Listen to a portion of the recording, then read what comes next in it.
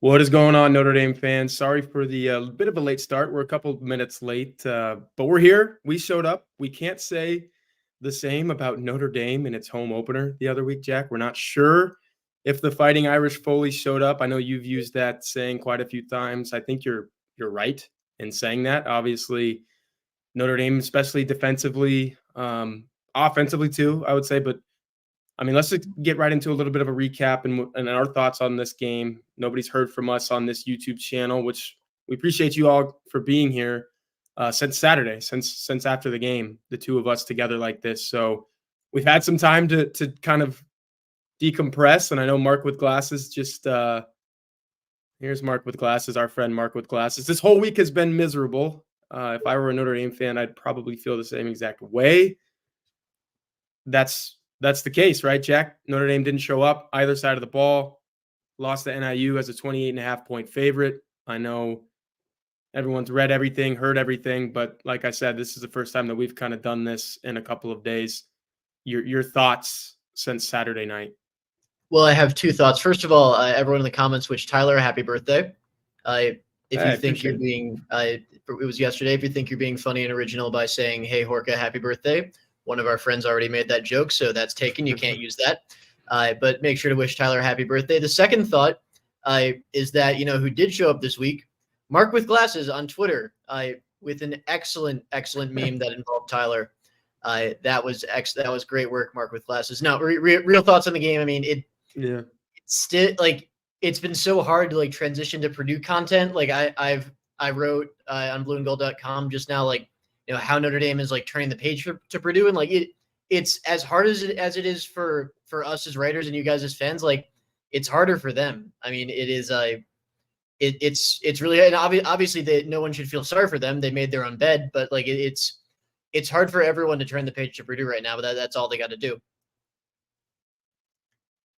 Yeah, I mean, it feels like 2022 all over again, Jack. And the crazy thing about that is there were people who are in this chat right now and on our message board going into the NIU game saying, if I hear one thing about Marshall, I'm exiting out this page and I'm not coming back to the board, or I'm going to stop watching this video, because they were sick of it. And they were like, this is going to be different. The Texas A&M vibes everyone felt would carry into the NIU game, and that would not be an issue.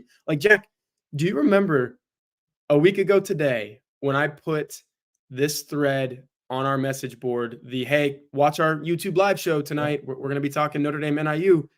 And the title of this, and I don't believe in jinxes, so guys, don't even go there when I'm about to say this.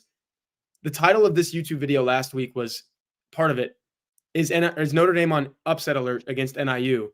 And people had a hissy fit and they were saying, no way, you guys are baiting. This is awful.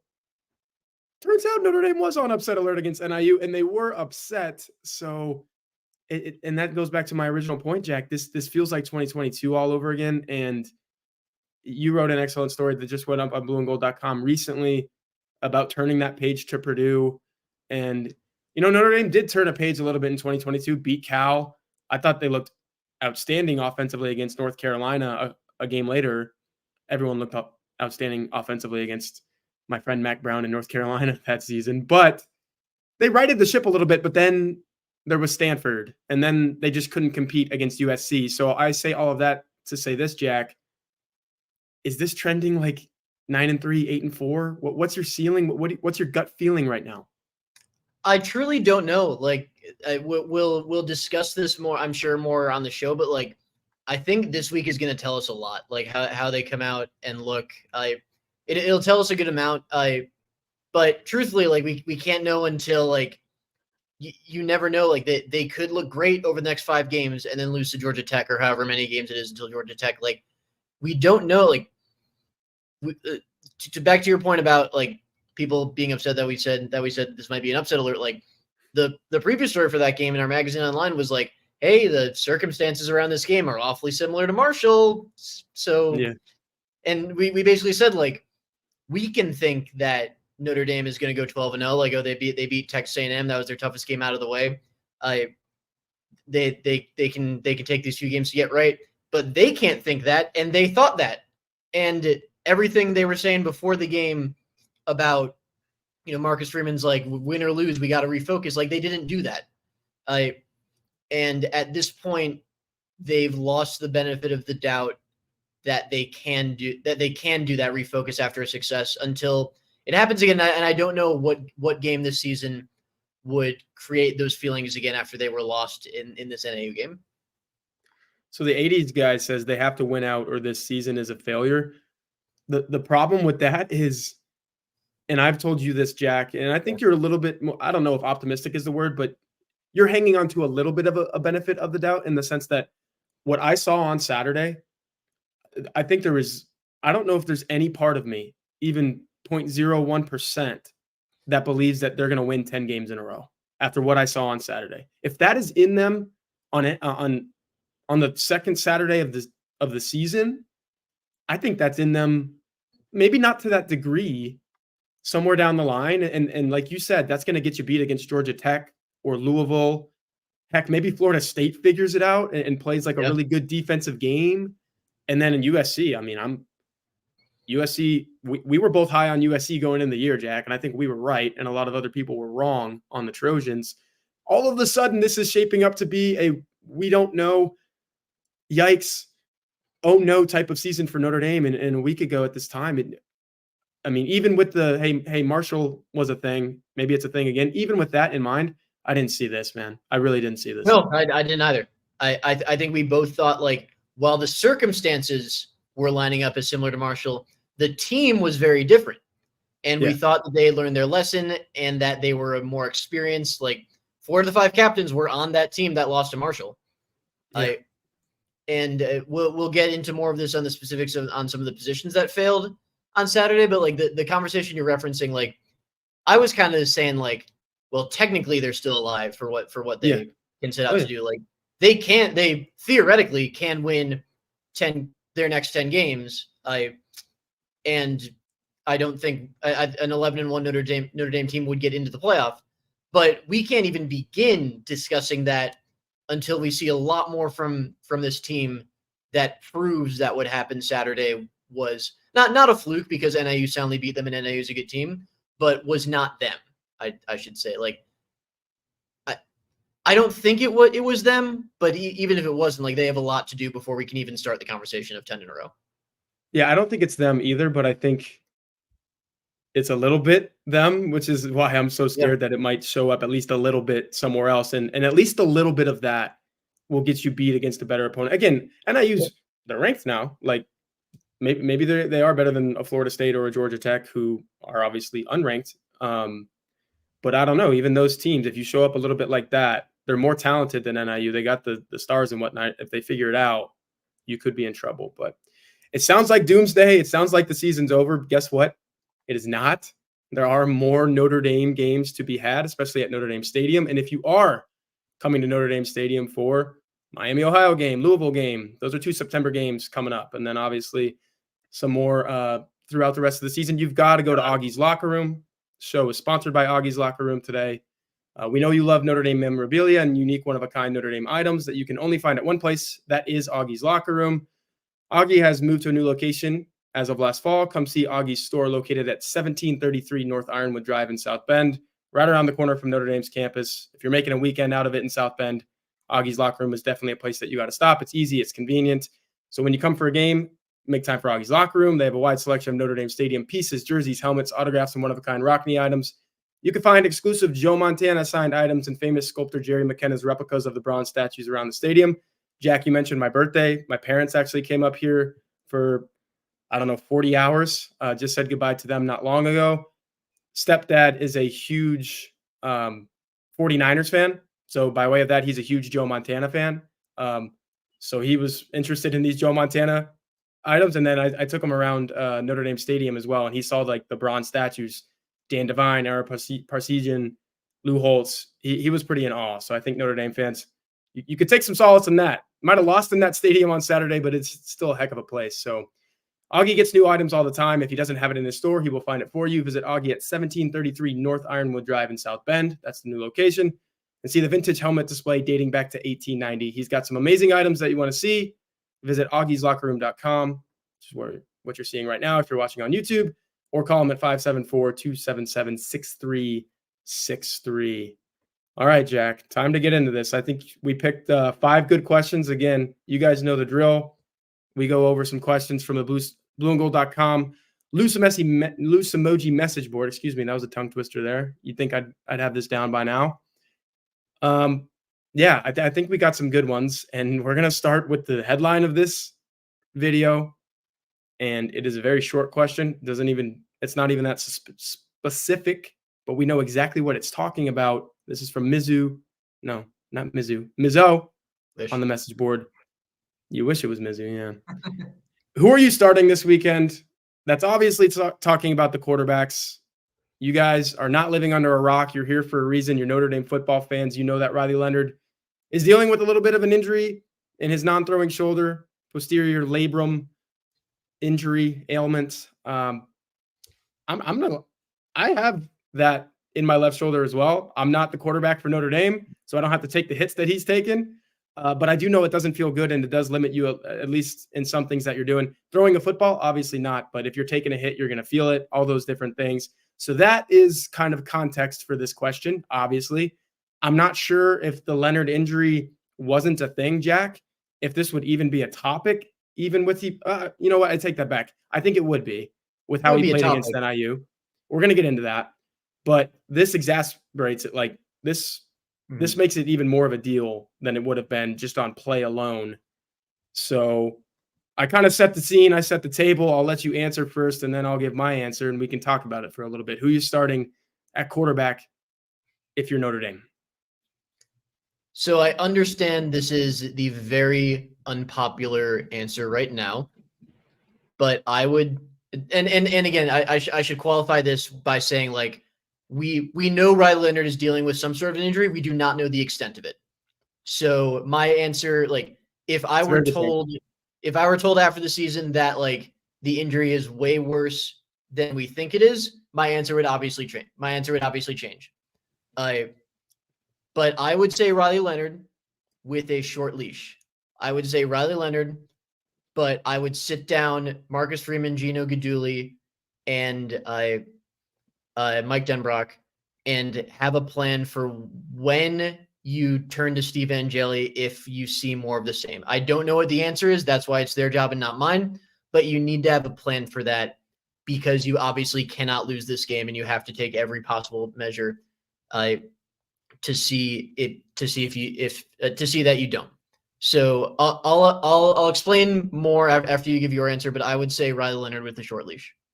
My answer is Steve Angeli, straight up. And I've been high on Steve Angeli. I think he played awesome in the Sun Bowl. He's played awesome every single time he's come into a Notre Dame football game, outside of one throw at Stanford, which is a horrendous throw. I don't remember exactly the interception, Jack, but I do remember it being bad. We were both there. Yeah. It was a bad pick, right? I mean, it was also at 30. It was also his first snap in like a 30-point game, so we can forgive that. Yeah. I like Steve Angeli. Here's the problem, and I don't think Notre Dame foresaw this happening. They built an entire offseason around Riley Leonard, game planning for him. I know that was thrown for a loop in the spring, because guess what? Riley Leonard was also injured in the spring. He's an injury-prone quarterback at this point, and that's by nature of what he does as a quarterback. He's a runner. Mike Denbrock, Tuesday night, very interesting. We asked him a couple questions about the health. I asked him, hey, was health concerned at all going into the season? He said no, running around like a gazelle, throwing the football, jumping around, all those different things. And that's great. And then somebody else on the beat asked him, well, what about right now? And Denbrock's answer was, and it was kind of framed this way by the person on the beat, but Denbrock really only talked about him as a runner. He's like, he can do everything that we want him to do as a runner. This goes beyond the injury for me, Jack, in my answer. Riley Leonard was not good as a passer against NIU. And you watched the offensive side of the ball primarily. I rewatched the whole game just because this is one that I just had to. I had to watch all 60 minutes to see what the heck happened. And what the heck happened on offense was Riley Leonard not stepping into throws, Riley Leonard not reading the field the way it should have been read, Riley Leonard being late. You saw this in the press box, Jack. We sit right next to each other for these games. Yep. He threw the ball to the right area sometimes. And I put out on social media an example of that. I believe it was yesterday. Threw the ball to Chris Mitchell, who was wide open, but probably a half second too late. Mitchell gets clobbered. I think he gets the wind knocked out of him on that play. Honestly, he was rolling around on the ground, didn't look great. He could have thrown that ball to Jaden Greathouse a half second earlier as well, and probably gained more yards. I think Greathouse is running up the middle for quite a ways if he throws him that ball. He also could have thrown the ball to Bo Collins or Mitchell Evans, both of whom were open on the other side of the field. Yep. And then the Chris Mitchell interception, obviously, was. I don't think Steve Angeli is making that throw. I think Steve Angeli throws that ball to Mitchell Evans, who's standing wide open on the sideline, or Jaden Greathouse in between the zone. Like that's how you beat a zone. You get in between it, and Jaden Greathouse was right there, and he threw the ball to the bracketed guy downfield where the safety was hanging over the top, and it was an easy interception. Was it the cornerback who picked that off, or was it safety? It was a cornerback. It was a corner who was about even with Mitchell, but obviously when it just went right to him.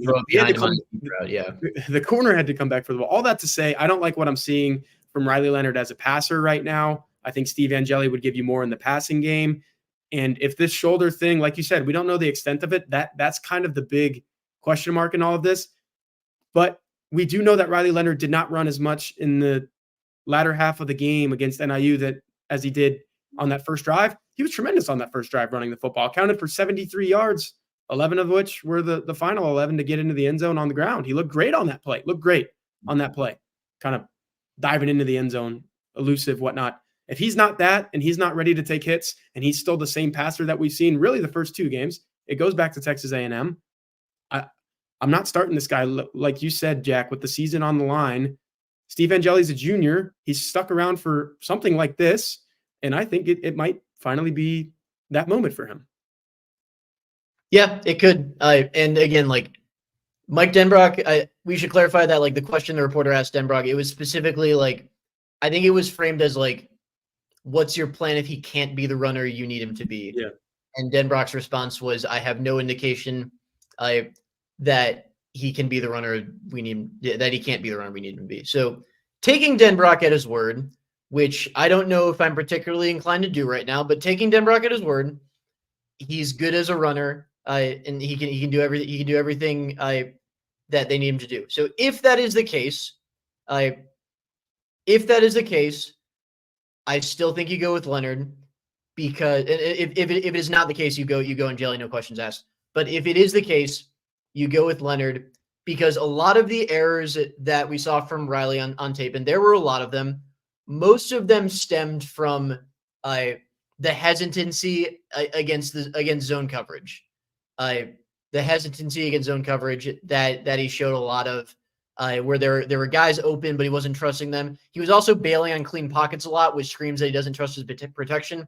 Actually, side note, after the rewatch, I actually agree with Freeman and Denbrock that the offensive line was better. Obviously, they weren't against as good a defensive line, but they were better. Leonard was just bailing from some clean pockets. But this was all stuff, like, obviously Mike Denbrock didn't think it would be this exacerbated, I should say, and cause him to lose to NIU. This was all stuff that, like, Denbrock warned us about with that story about Jaden Daniels. He told us in fall camp, where it was like Jaden Daniels wasn't trusting his receivers early. Jaden Daniels was bailing clean pockets, and like that kind of stuff takes time. We knew it would take time for Leonard. We didn't know it would be this bad early, but we knew it would take time, and we knew there would be some of this. And the flashes of the zip he's putting on the ball to a couple of those throws to Mitchell Evans, the great throw to Jaden Greathouse that he dropped. Honestly, I thought the receivers were largely fine in this game, but that drop was obviously, and JG's a really good player, but that drop was obviously killer. So you saw the flashes, and obviously the running raises both the floor and the ceiling if he can do that. So I would continue to commit to developing Leonard into the passer that you acquired him because you believe he can be. But at the same time, if he can't run, you sit him. If you start him and he does not show improvement, then I think you have to go to Angeli because you can't afford to lose this game. It feels so wrong to abandon this. I don't want to call it an experiment, but I feel like all 1 year transfer portal rentals are a little bit of an experiment. You don't know. Yeah, you can frame it like that. Yep. You don't know exactly what you're going to get. I mean, Sam Hartman, that was an experience. Jack Cohn, all of it. It feels so wrong to just ditch that after 2 weeks, but a 16-14 loss to NIU completely turns everything on its head. And Yep. quarterback play was a huge problem in that game for me. Just watching it back in real time, and we all knew it. I mean, there was a moment. I don't think it was the second interception, Jack, but maybe it was the first where Mike Denbrock, Riley Leonard goes. I think it was the first interception for sure. Leonard goes back to the sideline, and Denbrock's just like, he's kind of like, what the heck was that? Like, why? And that was another one of those instances where Notre Dame has hit this both games all the time. The little over the middle, it's really just a stop. You sit there. It's just a zone. It's a zone beater. It's a classic zone beater. Yeah, you catch it, and then you fall forward for a couple of yards. If you're Jeremiah Love, you turn and you take it for a first down. But he did that in that game. But this time, Leonard was late, and I mean, if you're so late to where a guy dives in there and kind of like hits it up, and another guy's already in position to just scoop it, that was a bad looking play. If you're Notre Dame, if you're Riley Leonard, I think there's more of those out there, and teams have made quarterback switches this early before. I remember covering Mississippi State 2020. I believe it was the COVID season. KJ Costello transferred from Stanford, lights the world on fire against LSU, defending national champion LSU in Baton Rouge. And you're thinking, all right, Mike Leach got his quarterback. This is going to be awesome. I believe by the end of September, it was Will Rogers, who's now at Washington, true freshman back then. He said, hey, this KJ Costello thing ain't working out. I think they lost to Arkansas at home, and Arkansas was not a good football team then. I don't know how Sam Pittman was the head coach then, and he's still the head coach now. I don't know how that's a thing. That's a conversation for somewhere south of here. But bad loss. KJ Costello looked bad, and Mike Leach said, hey, man, we got this freshman who could probably do it at a little bit of a better level than this guy, even though we just got him. He was the portal prize. It was KJ Costello offseason, just like it's been Riley Leonard offseason. It was, hey, this is our guy. He's going to take us to 7-3, 8-2. We're going to have a good COVID season. We're going to win 70% of our games. Mississippi State still went 3-7, but Will Rogers gave them a better chance to win football games that year than KJ Costello did. And I think I might be there with Angeli and Leonard. I might be there. And the injury has a big part of that. I need to say that. Like, if I knew Riley Leonard could run 12 times for 70 yards in every single game, and like you said, get better as a passer, which I'm still skeptical about as well, though. If you gave me both of those things, Leonard's going to run for 70 yards a game, 60 yards a game, and he's going to throw it for 200 and look good and clean and not turn the ball over. Like, I would take – there were some instances in the A&M game where I'm like, not a good pass, not a good decision.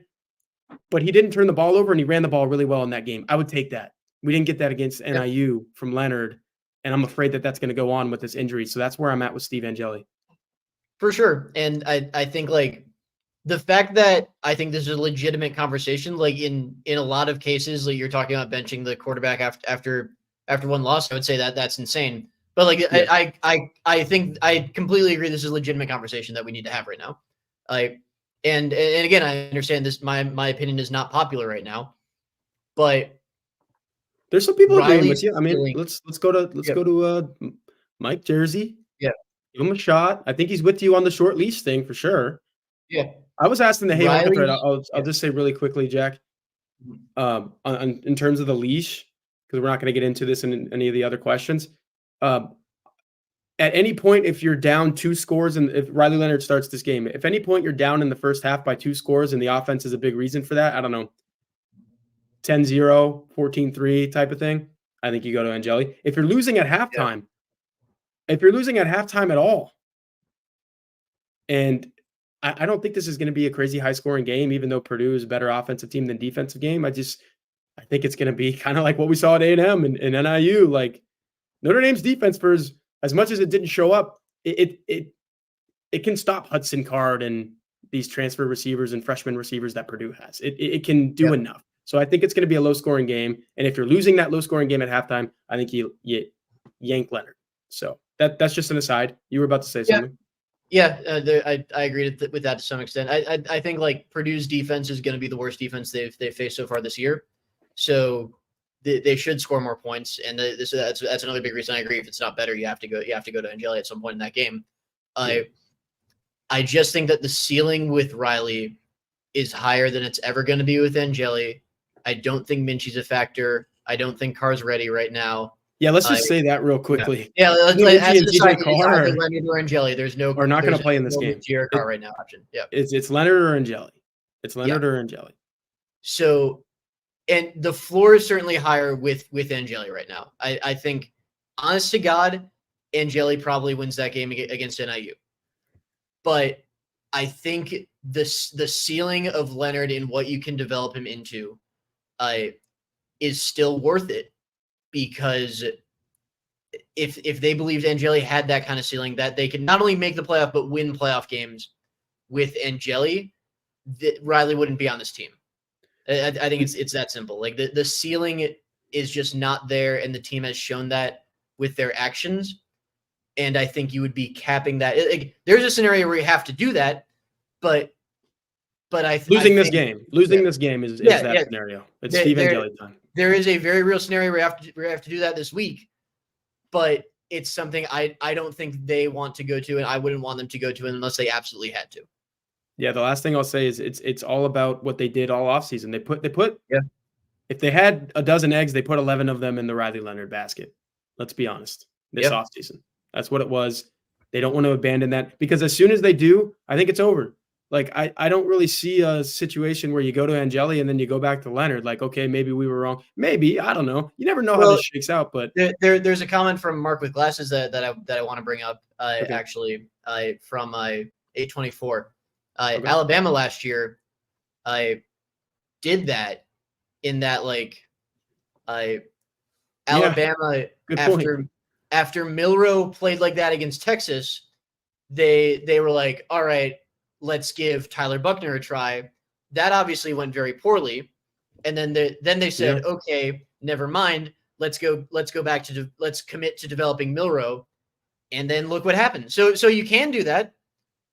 There's precedent for that, but it would certainly be difficult to square, given that Leonard's the captain, and there's also the injury thing, because as we've discussed on the message board, his injury that he has does not really heal with time. No, that cartilage in his shoulder is all torn to shreds, man. This is something where you either play through it, which you can to varying degrees, depending on how bad it is, or you have surgery and fix it. I look at the we don't know the exact shoulder injury that Benjamin Morrison had, or the two freshmen who had the shoulder injuries recently, but that's basically like Cam Hart's another example of this. I think he chose to play through it, and I mean, I think there were some instances where he went to make a tackle and he's like, oh no, my shoulder's messed up. I probably don't want to go as hard as I would. So it's a factor, and it's not going away. It's anyone out there who thinks, hey, just rest him this game, see how Steve looks. If Steve ain't it, let's go back to Riley. No, Riley's as healthy now with that shoulder as it's going to be. It's not getting any healthier. So let's move this along, Jack. It's another Riley Leonard question. We got into a little bit of this, but not so much, because we were going back and forth about the. I will add real quick before we move on. I don't think there's a great answer to this question. It's a really tough situation for them to be in, because I think that's why some people are saying CJ Carr. They're just do it now. And for what it's worth, if CJ Carr is not ready, putting him in does not help his development. You can't just force a guy to develop by putting him on the field. That's not how anything works. So let's just get that out there. What's crazy about this is, Jack, we spent all offseason talking about how deep this quarterback room is, and it's already in a conundrum from hell. I'll just say that. I think I could say that on YouTube. It's not in a good spot. Because as deep as it is, you still don't know a lot about Steve Angeli. And if you don't know a lot about Steve Angeli, you don't know a lot about Kenny Minchie or CJ Carr either. So I think this is something you pointed to as a big concern before the season's quarterback depth for nothing. You can have all the quarterback depth you want, but if none of them is the guy, it doesn't matter. Exactly. I totally agree. Again, we hit on some of this from B Smitty 8. You watch the offense. I'm going to give you the Yeah. floor first. Why? Why are we having this conversation aside from the injury? Why is Riley Leonard struggling? Yeah, you mentioned aside from the injury, whether it affects him as That's a part of runner it, I is a different guess. conversation. Whether it affects him as a runner is a different conversation. I did not think he was noticeably worse as a passer after where we believe the injury happened, at where the injury obviously happened, than before. So the struggles as a passer, I don't think are related to the injury. I think it's mostly a timing and confidence issue. Like I said earlier, the leaving the pocket is a confidence issue with his offensive line. Like there are pockets he can step up into that he's bailing outside and it's hurting him. We saw that at Duke, And though, too. I yeah, don't know if Duke. I didn't study Duke's offensive line. I didn't know their personnel. When we watched those games, Jack, I was all Riley Leonard. yeah, But I think that's a bit of a Riley Leonard thing. He runs. That's yeah. what he At, does. He at flees. Duke, they had a really good left tackle, uh, who was drafted in the first round as a center, Yeah, that's right. a center who got drafted in like the 5th round by Green Bay, I think. Who was pretty good. The rest of it had some question marks. But yeah, like he probably didn't trust that offensive line much. He definitely doesn't trust this offensive line much at all. And the receivers, even though either he doesn't trust his receivers, or he doesn't trust his reads, or he doesn't trust his ability to beat zone, or he doesn't trust his own arm, for all we know. Like he just doesn't trust that these throws can be made, even though they have to be made. And we're seeing that with the hesitancy that he showed against Northern Illinois. And with the interception to Greathouse, that was a hesitancy thing. That was like, I get that Greathouse wasn't his first read on that play, I don't think, so I don't blame him for not throwing it to him right away. But he can't throw that ball late, because by then the defender's closed in on. You're just asking for that ball to be picked. There is and honestly, like with how much of it is a confidence thing, like I wonder if Greathouse caught that ball, which was a beautiful throw against the correct read. It hung in the pocket, man coverage, great timing, put it right where it needed to be. And he drops the pass. Like I wonder if that would have helped him the rest of the game. It's a moot conversation, because like obviously it didn't happen. And to be honest, the receivers I thought were good enough to the extent where they didn't help him out. It was that drop and a bit of a scheme thing where I didn't think there were a lot of yards after catch opportunities given to them. So for me, it's a lot of hesitancy and timing and confidence right now. I want to make a point about the Jaden Greathouse throw. Excellent throw. Mhm. And about maybe what it would have done for him. And I'm not going to compare Riley Leonard to like a Patrick Mahomes or Aaron Rodgers, but I will use them as examples because in my lifetime, I would go like Tom Brady, Peyton Manning as well. Like, if you're choosing 4 or 5 guys, I like them in this instance. I've seen them throw balls like that all the time. We all have. Guy drops it. And you could see the frustration on quarterback's face, and they're like, dang it. Aaron Rodgers does this the best. I know he's your favorite quarterback, Jack. Yeah, great. So I'll just harp on him. Drops it. He's mad for a minute, and then he's like, I'm gonna throw that guy the ball again, and he's gonna catch it. I don't know if Riley Leonard has that in him. I think that might have shaken him up a little bit, honestly, where he gets the drop and he's thinking, what do I have to do? And part of it is, I think Riley's sitting there thinking, one, am I going to have the chance to throw that same type of ball again? 2, if I do, am I going to throw it like that? Whereas Aaron Rodgers or Tom Brady or Patrick Mahomes, they're like, heck yeah, I'm going to throw it like that again, and we're going to hit it, and we're going to score the touchdown. I don't know if Riley Leonard has that in him. Yeah, it's obviously a different situation, but yeah, I mean, like I think he's not in a place right now where he can afford to have those kind of misses. And obviously, like some of the misses he had early in the game, like the on the first drive, he was largely pretty good on the first drive, but the miss to Greathouse, over the middle, we keep saying Greathouse's name. He's a really good player, and he's had a better first 2 games than his stat line would indicate. But that first throw that Riley missed, that might have shaken him up a little bit. Like he doesn't trust either his receivers, his protection, or himself on any given play.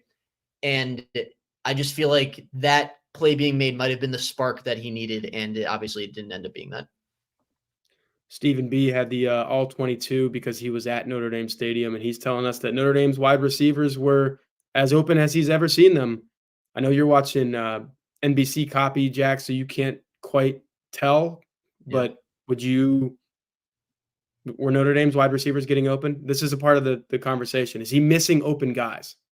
Yeah, he's missing open guys for sure. There are open receivers on some of the plays where he bails, and this wasn't a universal thing. There was a sack in the first half on like a 3rd and 11 where Knapp gets beat and he's not bailing, and it's like, okay, there's no one open downfield. He probably just needs to take the sack. So it's not an every play thing, but yeah, I mean there were certainly some where there were open receivers and he's missing them. But again, like I go to kind of further go back to me explaining my case to start him again, like that's the kind of thing that like Denbrock literally warned us about. It's like Jaden Daniels was doing this exact same thing 2 years ago. And obviously he didn't expect it to lead to a loss to Northern Illinois, but like we expected some of this. And we just didn't expect it to be as pronounced as it is right now. So Tom Frawley, I believe that's how you would say that. He's asking us if the receivers prefer a certain quarterback. They're never going to tell us that. I mean, we could try to dig that up behind the scenes, but we do ask that question, like, because that was the offseason topic was, hey, you got all these quarterbacks. How does it come out of one guy's hand in relation to the other? Like, who do you have good camaraderie and chemistry with is a good way of framing that. And they say, I don't care, man. I run my route, and they're going to throw whoever it is going to throw me a nice ball. So there's none of that. And obviously to themselves, they probably have their own thoughts. But Jack, I believe that these wide receivers, at least up until kickoff Saturday, had all the confidence in the world that Riley Leonard was their guy and that he would get them the football the way, maybe they're thinking about it how everyone else is now. But I mean, then we're only talking about one game that made them feel that way at that point. Like up to that, wouldn't you say that they had all the belief in the world in him? Yeah, the belief and love these guys have for Riley is exceptional. And like I will point to I had an interview with Bo Collins' dad for a feature. A lovely individual. I love Bo Collins' dad. And great story as well. Blueandgold.com. I'm gonna plug. That. He's not gonna plug. I'm gonna plug. Appreciate that. But so I was talking about how Bo did not have a lot of confidence coming out of Clemson, and he really regained it over the offseason at Notre Dame. That's kind of what the story's about. I asked Bo's dad, like, how did Bo regain that confidence? And he talked a little bit about, like, you know, how he lost it at Clemson and, like, coming in. And he unprompted, he's like, a big part of it was Riley Leonard. Like, Riley Leonard, in part by bringing the guys to Fairhope over the offseason, in part just by who he is, like, really helped rebuild Bo's confidence. And that wasn't like, I didn't ask him how did Riley help do that. That he brought that up unprompted. And I think that's a good example of the belief and trust and just pure love that these guys have for Riley. And that's that's the reason why easier said than done. I'm going to wrap up my thoughts on why he's struggling with this. I play golf. I know what the yips are. Tiger Woods even had the yips at one point in his career. You can't chip. You can't putt. It's in your head. It's body is not matching mind. I'm seeing that with Riley Leonard right now. I don't know if I would call it the full-blown yips, but when I asked Mike Denbrock this week, what are you seeing with Riley in terms of just overall operation, getting the ball out, mechanics, I think is the word that I used. And he said, Riley would be the first to tell you that throwing an accurate football starts from the ground up. It's the feet, it's the legs, it's the hips. Same thing with the golf swing. Your hips, your legs move you through the golf ball. Your arms are just a fulcrum for that. That's it. And I saw some throws, Jack, in that game where he's just trying to place the football, and that's not working. I mean, here's Jaden Greathouse again. Do you remember the one early where he's wide open? Yeah, I mentioned that one. Okay, and Greathouse has to reach. Yeah, that one was a perfect example of not stepping into the throw, flat-footed, just kind of pushing the football. I think mind and body, mind and mechanics, it's mental. I think there's something mental there with him. And I don't know, is it the injury? Probably not, because I think we saw some of it in Texas A&M. Is it new surroundings? Is it this offensive line that you mentioned, Jack? He doesn't look like the guy who we saw at his best at Duke. Yeah. In some of those games that we rewatched, like he was better back then. I don't know, man. I do think Redbeard, shout out Redbeard. I think he might have the football yips. It's crazy, but I'm seeing it. Yeah, absolutely. I mean, he could. You made a great point about like the footwork not being right, and the one of the great house is a perfect example of that.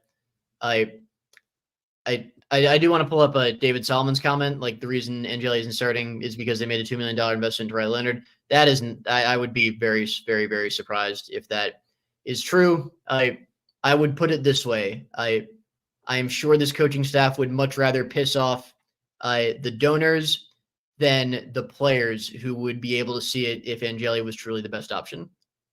NIL is such a big factor in college football these days, but in a vacuum, when you're trying to coach and you're trying to win football games, you forget about it a little bit. Also, like, go ahead, sir. I was gonna say you don't make your decisions based on who's making money. Yeah. Also, like the same reason RJ Oben is still starting. RJ Oben played 11 snaps to Joshua Burnham's 53 in the last game, and we're going to talk about the D-line soon. Like, he essentially got benched. So it is more difficult to do with the quarterback position. That's true, but I do not believe money is going to be a factor. I can't believe we're 41 minutes into this thing, Jack, and those were some heavy hitters. This might be the heaviest hitting question of the night from MVJ1120. What is wrong with Notre Dame football, in your opinion? What needs to change yesterday? I'll start with this one because I have some thoughts. Hashtag thoughts. To me, I can't answer these two questions the same way, but handing the keys to the football program at the University of Notre Dame to someone in his mid-30s who has never been a head coach at any level, maybe we should have raised some more red flags in December of 2021 than we did. I put out a tweet that it was very polarizing, had half the people agreeing, or I didn't even put any contact or any like spin or anything. It's just Brian Kelly was 54-9 in his last 5 seasons at Notre Dame. In 2 seasons and change, Marcus Freeman is 20-9. He's already lost as many games as Brian Kelly lost in his full 5. Now, look, obviously, it looks like a Kelly to Freeman comparison because that's what the tweet says. That's the 2 names that are in there. I was more focused on the 9. Like, Brian Kelly had that program at a point where it was going 10-2, 11-1 over and over and over again after the disastrous 4-8 season in 2016. And that's what Notre Dame was. It was an 11-1 program, a 10-2 program, a couple college football playoff appearances. Everything's dandy. Now, we can talk about what was happening in those college football playoffs. But Marcus Freeman was hired, and I should have pulled up some quotes from his introductory press conference. He mentioned national championships. He mentioned enhancing what Kelly already had laid down. He said, 11-1 is nice, but we just missed the college football playoff. We're sitting at home and, a 12-0 would have been better, and we would like to play for the national championship. All those types of things. You're farther away from that now than you were with Kelly. And was Kelly winning national championships? Absolutely not. He was getting spanked in the college football playoff. You're not even sniffing the college football playoff with Marcus Freeman. I think that has to do with him literally learning how to do this job at a place like Notre Dame. Kirk Herbstreit, I think, said it. Kirk Herbstreit said it on a podcast. He said, or it was a Pat McAfee show maybe, one of the hardest jobs in America is the head coach at Notre Dame. That's Marcus Freeman's first head coaching job. And he's taken some lumps, man. And I get it. And I'll finish this by saying, I get it. Brian Kelly had a worse record in his first 2 seasons than Marcus Freeman did. I'm not comparing their starts. Mm-hmm. I'm comparing where Notre Dame was as a program at the end of Kelly, where it is now at the beginning of Freeman. It was supposed to keep humming along, maybe even take a spike up. Notre Dame was supposed to still be in the CFP conversation. It's not. It's losing to NIU at home. It's losing to Marshall at home. And here's the thing: what needs to change yesterday? No, I would not fire Marcus Freeman after this because maybe he's right, and it needed to do this before it does that. It's getting harder to see that now.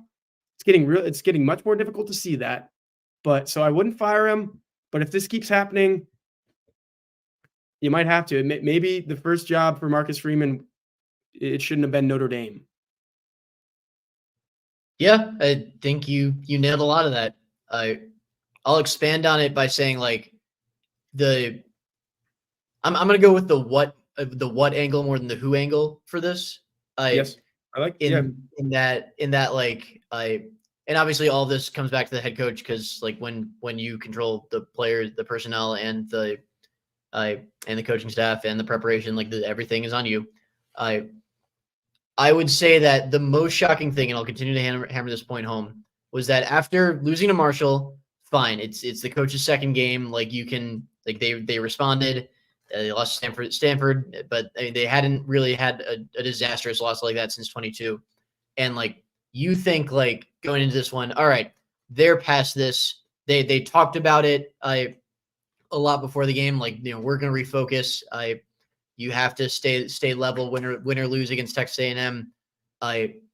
And the fact that it happened again, and this is an issue for the coach, it's an issue for the seniors on this team, the captains who like were here for Marshall, and not all of whom played their best. And we're going to talk about the defensive line shortly. That's part of it. The fact that they let this happen again is a big red flag for me because they should have been past this. They had a veteran team. They had a coach who had supposedly learned his lesson about being overconfident, and the fact that they admitted like we could all see it. We could all see they overlooked NIU, but the fact that they admitted is like, oh, they're in a bad spot with like the way they're preparing for the game and not reading their own headlines and like the things that like a Nick Saban or even a Brian Kelly coach team would not allow. And that's really the what it's reading your own headlines, not knowing that like you have to move on to the next one. Because again, like we can say after Texas A&M, they got past the toughest part, they're going to go 12-0. They can't say that. And they did. And they paid the price for it. Yeah. And I will give Notre Dame its credit for doing what it did to Texas A&M. I thought they were prepared for that one. Mindset. Yeah. I mean, we talk about how many people at A&M were cramping and throwing up and all these different things. Notre Dame wasn't. They were ready. But that's a week-to-week thing in college football. No matter who you're playing, Marcus Freeman says this. You have to be ready to play that opponent. And he does sometimes say that preparation doesn't have an opponent. I think Al Golden told him that as well this week is what he said. But you still have to know who the opponent is, and you have to know, like, I didn't want Notre Dame to get cocky going into this game, but it should have had a self-belief where it says, all right, if we play our football, we're going to beat this team. Maybe not by 28.5 points like Vegas and bettors thought. They don't think of that way.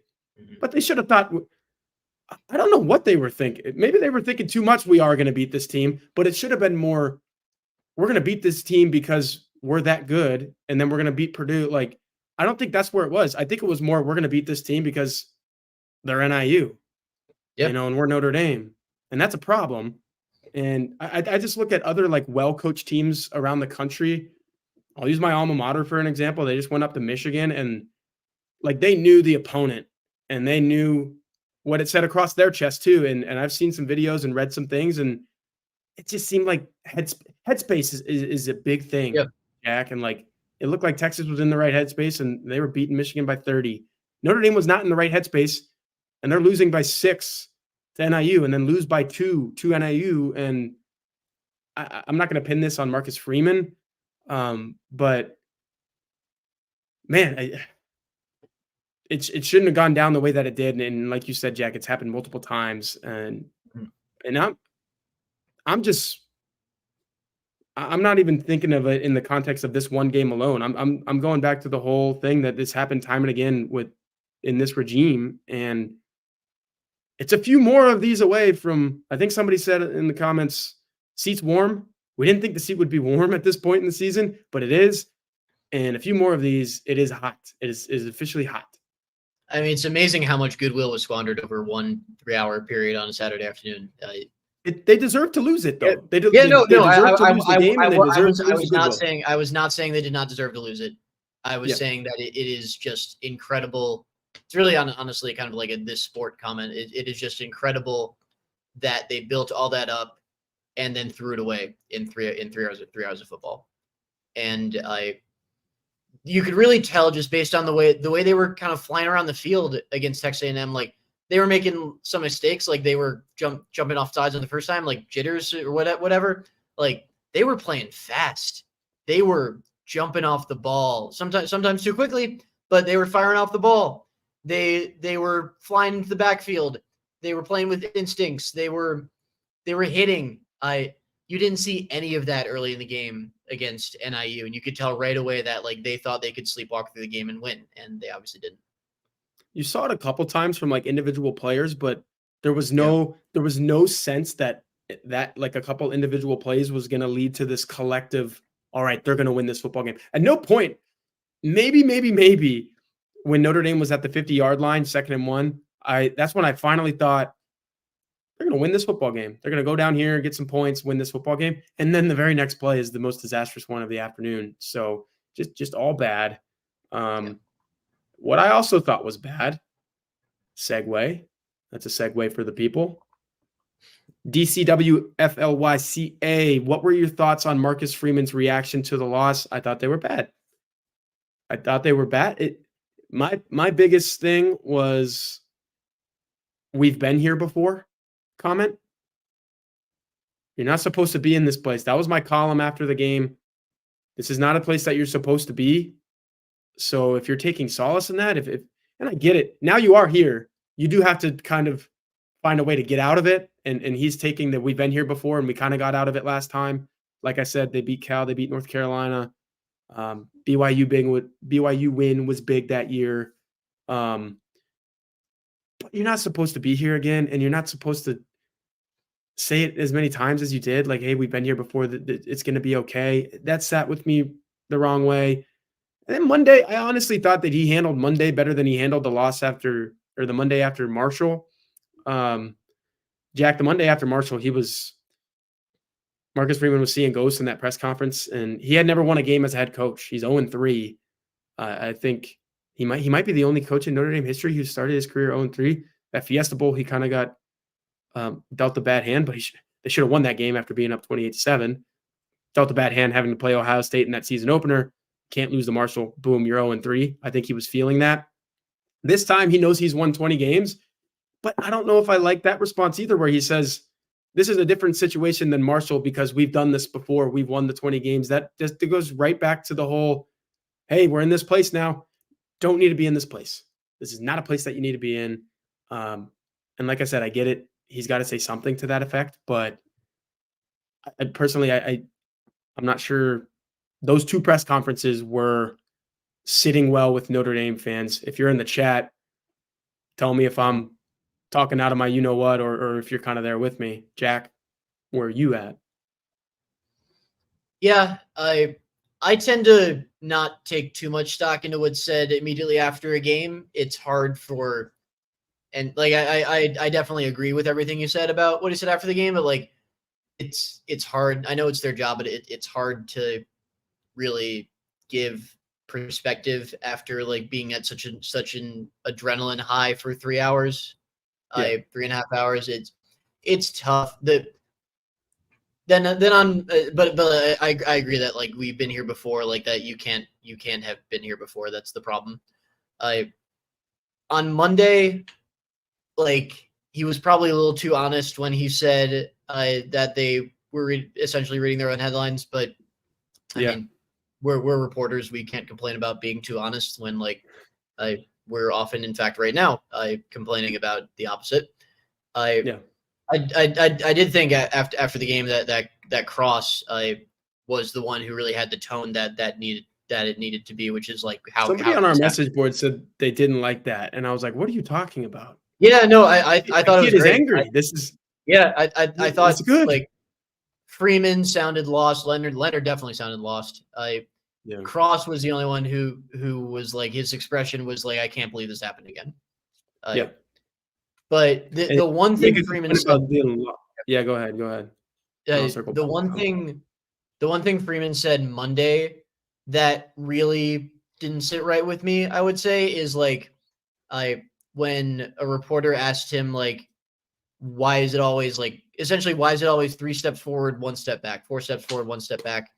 And his response is like, and you had a good article about this on Blue.com, Tyler, is like, that's football. Like, it's not football for other high major. It doesn't have to be football. Yeah. It doesn't have to be football. It's not football for the other programs that Notre Dame wants to be. Ohio State.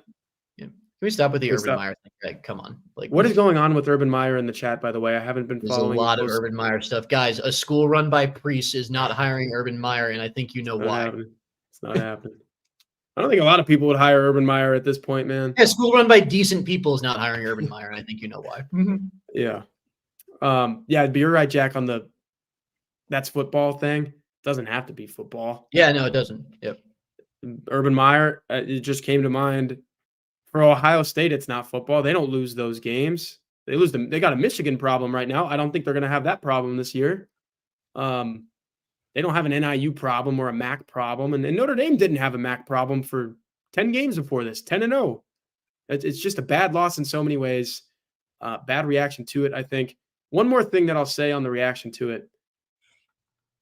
You said lost, and somebody in the chat said in over his head. I don't want to make this comparison, but I'm going to do it because it kind of hits too close to home. Literally, I'm getting Charlie Strong vibes from some of these press conferences. Charlie Strong, of course, Texas head coach, 2014, 15, 16, I think. 6-7, 5-7, 5-7. So Marcus Freeman's program is not that. It's not that bad. But some of these comments are that bad. When he's saying, Marcus Freeman, that he needs to get this fixed, he's really offering no way to do that other than we need to prepare better and we need to know what we're doing. What is it that you're doing or need to do or not doing? I don't know if he has those answers, and that's why I go back to the last question.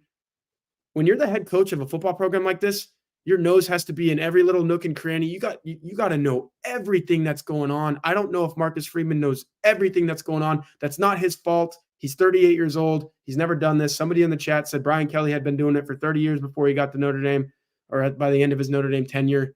Yeah, Marcus Freeman could be a great head coach when he's 50. There's some things that he needs to learn when he's 38, and we're watching that unfold in real time. Yeah, I will add that, like, I don't know if there's anything you can say as a coach after a loss like that would be the right answer. Yeah. I don't know if there's anything you could say where we'd be like, oh, okay, that explains it. Like, no. 2 weeks, Brian Kelly pounded his hand on the table and everyone made fun of that. It's like, deservedly so. Like, yeah. That's what I'm saying. Like, if Marcus Freeman would have done that, everyone would have been like, oh, you lose to NIU and you pound your fist on the table and all of a sudden you're doing this right. Yeah, that wouldn't have been right. And I don't know if losing to NIU is not right. That's the common denominator. Yeah, the problem is losing to NIU. But it's we heard preparation before the Louisville game. We heard after the Louisville game, I should say. We heard preparation after this game. At some point, you need to figure out how to prepare your team better. Preparation is to Marcus Freeman what execution was to Charlie Strong, man. I heard it over and over again. And I was a 21-year-old kid covering my first college football season that year.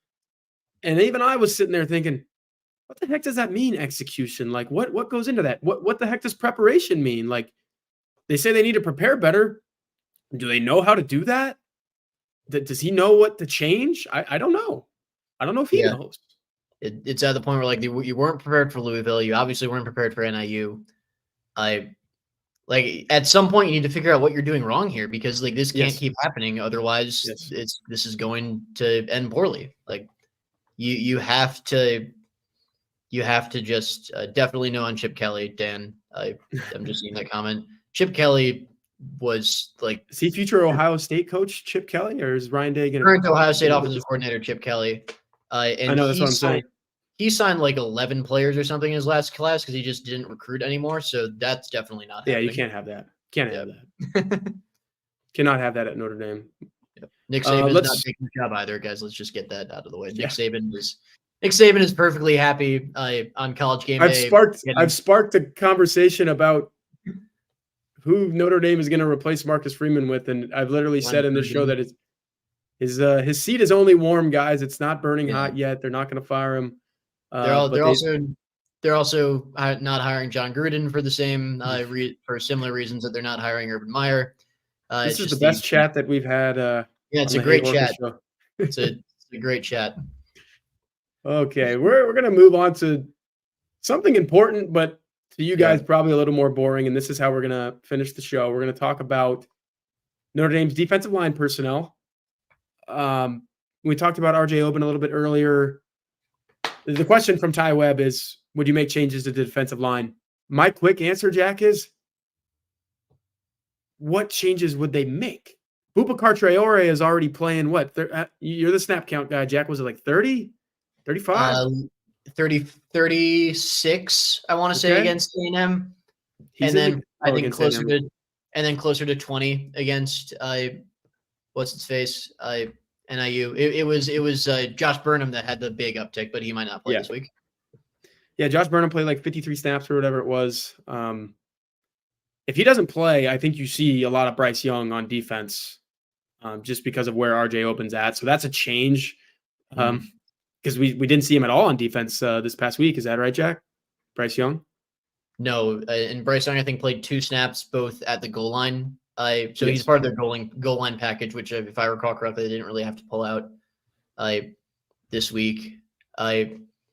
So yeah, you could see some Bryce Young. I think it was another reporter who pointed this out, and then someone asked Golden about it. Like, we saw a little bit of Jason Anye at defensive end, which goes back to like the faith in RJ Oben is between none and not very much right now. Al Golden was asked about it and made the Jean-Baptiste comparison. Like, yes, Jean-Baptiste was a much better player in the second half of the season, but like, he made a tackle for loss against Navy. Like, he was playing. He wasn't getting benched at this time last year. We weren't talking about JJB like we're talking about RJ Oben on September 11th. It wasn't. No, it wasn't a thing like that. The alarm bells are ringing with RJ Oben, and like I asked Freeman about him, and he was like, "Yeah, he's physically healthy. You just got to play better." So Burnham played well enough. Like, if you can get him healthy, maybe you just lean on him and use Bryce Young as your secondary guy there. But it would be shocking to me to not see RJ Oben on the football field in these games after they poured so much into him to be the starter there. So that's the strong side defensive end situation. At Viper, and then we'll go to the interior after that. I think Jordan Botelho is playing fine. He didn't play as well against NIU as he did against Texas A&M, but he made a couple plays. Run stopping, I think he's great right now, and that's a pretty big thing. But like, with this defensive line, Jack, it's always been the pass rush. I think they're one of 10 teams in the country that doesn't have a sack. And as good as Burnham looked, as great as Botelho has looked, 10 teams have 1 sack. I believe that's the okay. Yeah, 10 teams have 1 sack, and they're one of those, and that's the low in the FBS right now. Nobody has 0. Mm-hmm. Notre Dame's in a pack of 10 that has 1. Do you play Traore more than Botelho right now? I've never really been too high on Botelho, but I think the split there right now is working. That they just need to get after the quarterback. They need to win some one-on-one reps. I certainly don't think that Botelho is the problem right now. Yeah. I don't know if I would say like Cross and Mills are the problem, but they certainly need to be better. Yes. Cross and Mills certainly need to be better. I think that I was watching Matt Fortuna and Pete Sampson's podcast earlier today. And Fortuna said that he talked to Thomas Hammock after the game, the NIU coach, and he was like, the more we watch this Notre Dame team, the more we realized we could win the line of scrimmage, especially with NIU's offensive line.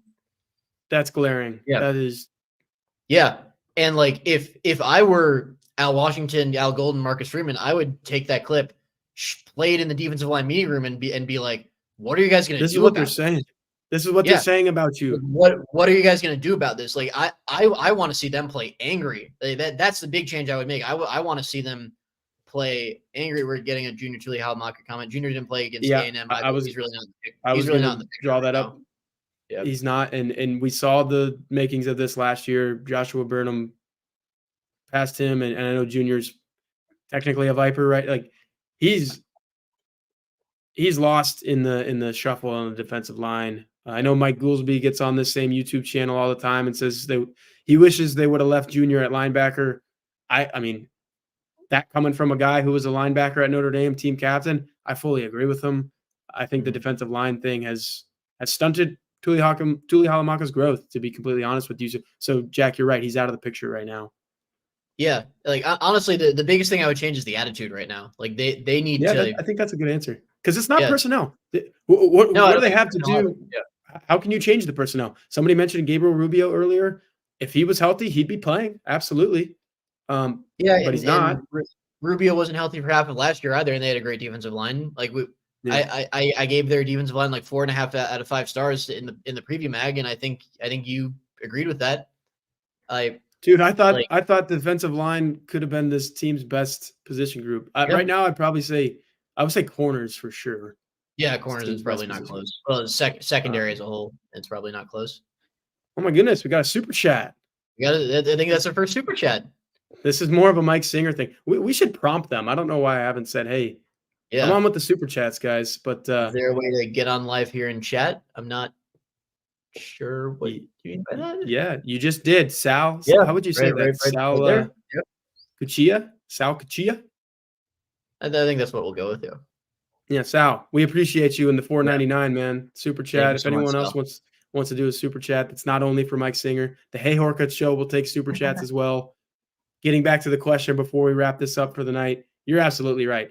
It's the attitude, and I think the defensive line might be the biggest microcosm for the entire way that Notre Dame approached that NIU game, and the fact that 100%. It thinks that it can just roll in there and do what it needs to do against a MAC opponent to win. Didn't happen, man. And NIU knew that going in, which is the craziest thing. It was a complete reversal. In DeKalb, Illinois, they were saying the exact opposite. They were saying, we're going to dominate these guys. And Notre Dame got dominated. So I agree with you 100%. Change that attitude because they're good football players. We've seen Howard Cross be a really good football player. Riley Mills, I've always had reservations about, but he had a really good rep in this game where he rushed the passer and fled him out of the pocket. And I think it ended up in a PBU or a throwaway or something like that. Like, he's capable of making good plays. Why don't these guys do it all the time? I'm not sure. And you're never going to win every rep, but you need to win more than they are right now. Yeah, I think, like, obviously JJB to Open looks like a downgrade right now, but it's not a downgrade big enough that it should be making the whole group get pushed back by NIU. He was a fine player at Duke, man. Open was. Yeah, Oben was a solid starter. I mean, that's why they brought him in. They brought him in to be a starting defensive end, and it's just something's got to click with him. Yeah. Well, that's almost 70 minutes of this, Jack. I think this was one of our better ones. I would say that the chat probably agrees. Anytime that something devastating happens like this to Notre Dame football, there's going to be a lot to talk about. I think we talked about it in pretty fine fashion. And no matter what happens in West Lafayette, Indiana, this weekend, we will be here same time next week to talk about it. So we appreciate you guys for being with us on YouTube. If you're listening back on Apple and Spotify, appreciate y'all as well. But if you are on YouTube, like this video, subscribe to the channel. Because like I said, we're doing this all season long. And hopefully we have some really good ones like this. Jack. Oh, Sal. Wow, we got another super chat. And I said it right. It's Sal Cuchilla, baby. Let's go. $9.99 from Sal. I think you're the first person to say my last name right. We haven't had a QB in a great offense since Brady Quinn. That's the one thing that I would say. I talked about Marcus Freeman with what's wrong with Notre Dame football. I spoke to someone way, way, way high up in the Notre Dame food chain. That's all I'll say. This was many months ago. And that person said the thing that's been the most wrong with Notre Dame for as long as I've been around Notre Dame, quarterback. Quarterback is the reason why Notre Dame has not won a national title in however long it has, 30 whatever years. So Brady Quinn was a national title caliber quarterback, I would say. At that time, everything wasn't right around him. You've had everything right, and you haven't had the quarterback. That's kind of been Notre Dame football. So, Yeah. Sal, we appreciate you. To add to that, Um, can anyone in the chat guess how many quarterbacks are on NFL rosters from Notre Dame right now? It's one. It's Sam Hartman, and I think that includes practice squads because I don't think the Chiefs brought Book back to theirs. is Sam Hartman on the Commanders actual roster? Yes, they elevated him. He's the third quarterback, so wasn't active on game day, but he's like the emergency quarterback right now. Because I was going to go with Mike Jersey and say 0 because I thought he was on the roster. Yeah, he got cut out of camp, but it must have been some procedural things because they picked him back up. Yeah, that's not good. And that's a hard position to pump into the NFL, but Alabama, and I know Alabama's quarterbacks aren't always great in the NFL, but Alabama's won 6 national titles in the last 15 years, and they always have a quarterback in the NFL, whether he's good or not. So, yep, I think Tua, Jones, for Hurts if we're counting him. Hurts if you're counting him, yeah. AJ McCarron might be still kicking it on some practice squad or backup. I think he's podcasting these days. He's trying to be like this. Yeah. But speaking of podcasts, we'll be back same time a week from now on Wednesday. Appreciate y'all being with us, and we'll see you then.